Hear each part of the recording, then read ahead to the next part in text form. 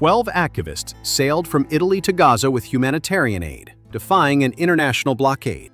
Among them was climate icon Greta Thunberg, a French MP, and activists from 8 countries. But there was one more person aboard that ship, someone whose arrest would end a Royal Guard's career with a single phone call. Before we witness how one secret passenger turned an international crisis into a personal nightmare. Hit that subscribe button and tell us in the comments where you're watching from. The morning mist clung to Buckingham Palace gardens as Royal Guard Thomas Blake stood at his ceremonial post, rifle at his shoulder, eyes fixed forward in the 1,000-yard stare that had become second nature after 12 years of service. The autumn sun cast long shadows across the manicured lawns where tourists gathered, their cameras clicking incessantly at the scarlet-uniformed figure who'd become as much a part of London's landscape as Big Ben itself. At 34, Blake was one of the youngest guards to earn the Queen's commendation for exceptional service, though the weight of that honor felt heavier each day. His perfectly pressed uniform concealed more than just his physical form. It hid the growing tension that had consumed him for weeks since his last conversation with his sister. "Oh my God, did you see this?" A young American tourist's voice cut through the morning air as she thrust her phone toward her companion. "That boat with Greta Thunberg got intercepted by Israel, the one going to Gaza." Blake's jaw tightened, almost imperceptibly, the only sign that the supposedly statue-like guard had heard anything at all. "Wait, which boat?" Her friend leaned closer to the screen. "The one that left Italy yesterday." "Yeah, the Madeleine. It had like 12 activists on it, including Greta Thunberg and some European politician. They were trying to bring aid to Gaza, but Israeli forces just boarded it in international waters." The phone's screen flickered with breaking news footage. A white yacht surrounded by military speedboats, activists in life jackets being escorted onto Israeli vessels, their hands secured behind their backs. Blake's breathing remained steady, controlled, but his mind raced back to 3 weeks earlier, to the phone call that had started this nightmare. "Tommy, I have to do this. Tommy, I have to do this." Sarah's voice had carried that familiar stubborn determination, the same tone that had gotten her into trouble since childhood. At 28, she'd grown from the little sister who challenged playground bullies into an international human rights lawyer who challenged governments. "Sarah, listen to me," Blake had said, pacing his small London flat in civilian clothes. "This isn't some peaceful protest in Parliament Square. This is a naval blockade. People have died trying to break it. People are dying every day in Gaza, Tommy, children, families, while we sit in our comfortable lives debating whether it's safe to help them. And what about my career?" His voice had cracked with the weight of unspoken fears. "If they find out my sister is involved in this." "Your career?" Her voice turned hard. "Is that really what you're worried about right now?" Blake had stared at his dress uniform hanging in the closet, the medals catching the light. 12 years of exemplary service, 3 commendations, a spotless record. Everything he'd worked for. "Sarah, please, find another way. Write articles, lobby politicians, donate money, but don't get on that boat." "I've already committed, Tommy. The team needs a legal observer, someone who understands maritime law and human rights protocols." "Then uncommit. Tell them your brother's a Royal Guard and it's a security risk." "I won't use your position to avoid my responsibilities." There had been a long silence on the line. "I love you, big brother, but sometimes we have to choose between safety and conscience." The line had gone dead, leaving Blake staring at his phone and the terrible certainty that his sister was about to destroy both their lives. Now, standing at his post, as tourists chattered about the intercepted vessel, Blake felt the weight of his rifle strap cutting into his shoulder. The Madeleine, his sister's boat, his sister's mission, his sister's arrest. 12 hours earlier, aboard the Madeleine, the mood had been tense, but determined. As the yacht cut through Mediterranean waters under cover of darkness, Sarah Blake sat in the small galley across from Greta Thunberg, both women nursing cups of bitter coffee as the boat rocked gently in the swells.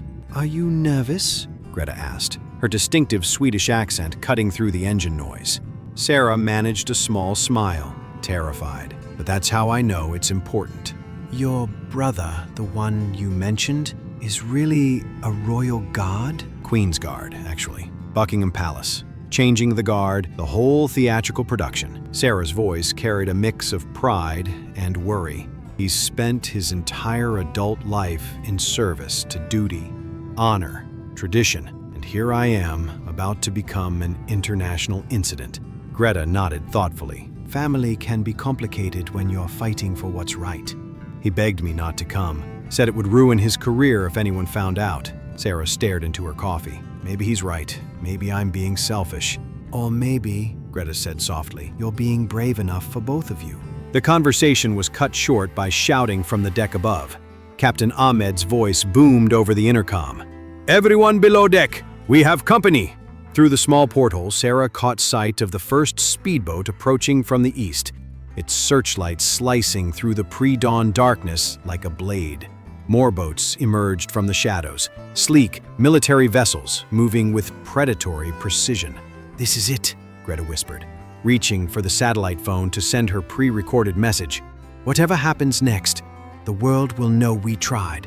The first impact against the hull sent coffee cups flying across the galley. Sarah grabbed the ship's rail as boots thundered across the deck above, followed by sharp commands in Hebrew. The interception had begun. Back at Buckingham Palace, Blake's morning was about to take a catastrophic turn. The tourists had dispersed, their excitement over the breaking news carrying them toward the palace gates where they could share their videos and photos. Blake remained at his post, counting the hours until his shift change, when his encrypted phone would allow him to search for news about the Madeleine. He didn't have to wait that long. "Guard Blake!" The voice belonged to Colonel Richardson, the guard commander, whose appearance at any random hour usually meant one of two things: commendation or court-martial. Given the morning's events, Blake suspected which category this visit would fall into. "Sir, you're needed in the security office immediately. Sir, my post is being covered. Move!" The walk through the palace corridors felt endless. Blake's mind raced through possible scenarios, each worse than the last. Did they know about Sarah? Had someone connected her to him? Was this the end of everything he'd worked for? The security office was sterile, windowless, designed to intimidate. Colonel Richardson sat behind a metal desk, a thick file folder open before him. Across from him sat a man Blake didn't recognize. Late 50s, expensive suit, with the kind of quiet authority that suggested government connections far above Blake's pay grade. "Sit down, Thomas." The use of his first name was not a good sign. Blake remained standing.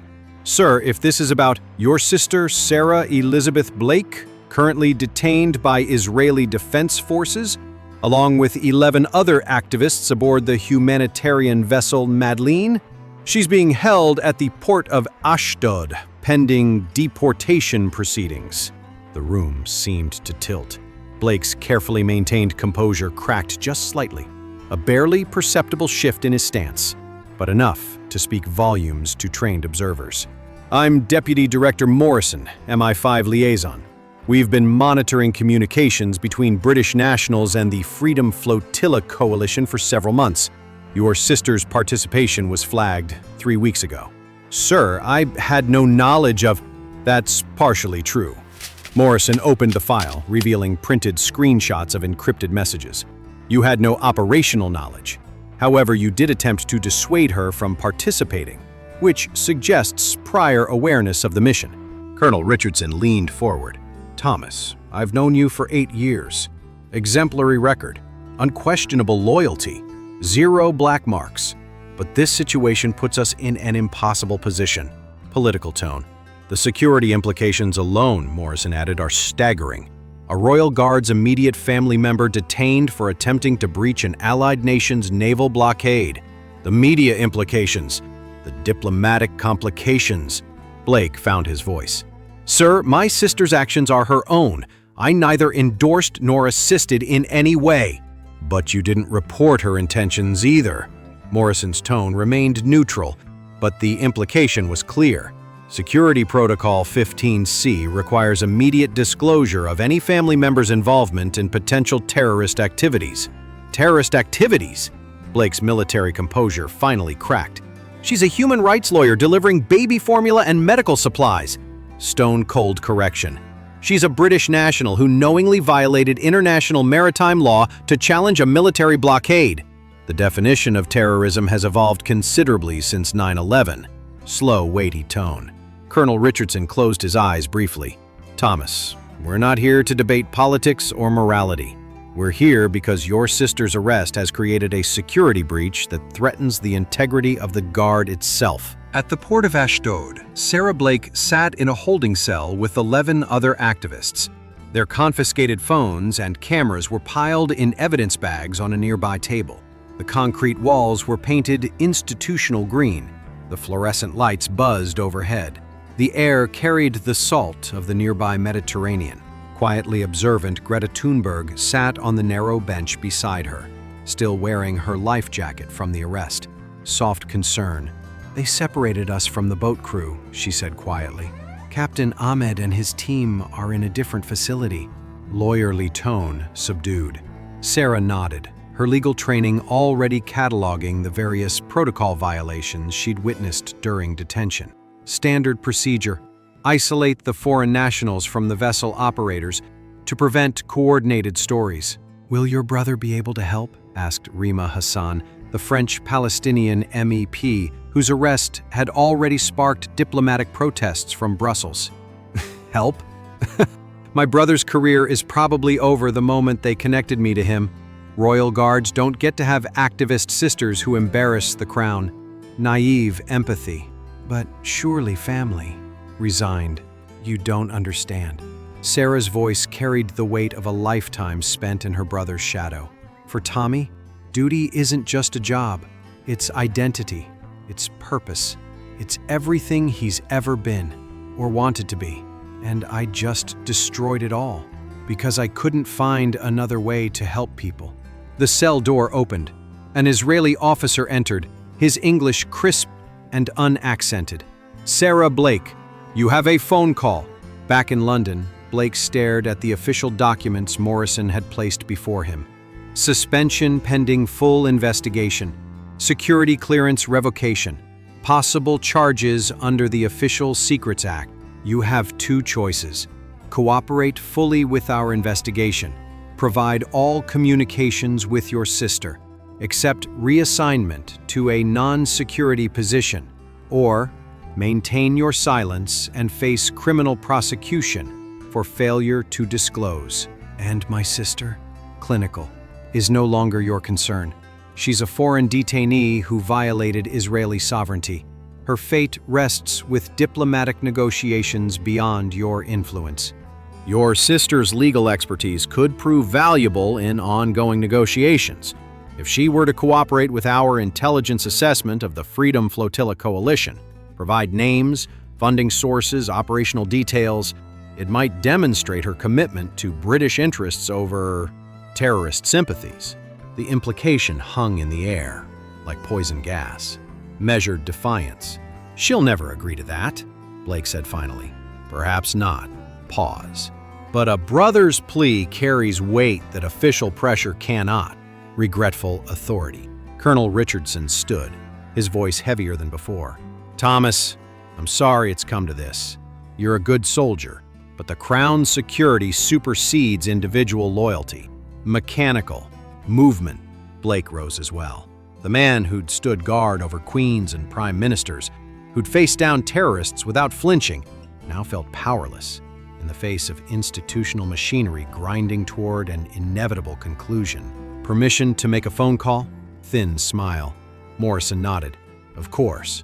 I believe your sister is expecting to hear from you." Sarah Blake sat on the edge of the narrow bench, hands folded tightly in her lap. Across from her, Greta Thunberg dozed lightly, still wearing the life jacket from the arrest. The air was still heavy with unspoken questions. A female guard stepped into the room. "Sarah Blake, you're receiving a call from the United Kingdom."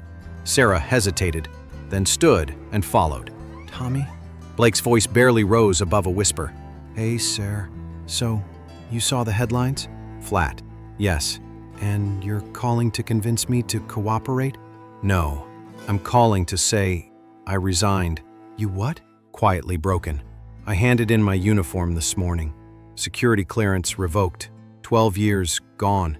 "You didn't have to." "Yes, I did. They wanted me to pressure you, to help them build a case, turn you into an informant. You already knew I wouldn't, and I already knew I wouldn't ask." The weight of love, regret, and sacrifice hung in the static between them. "Tommy, I'm sorry." Me too.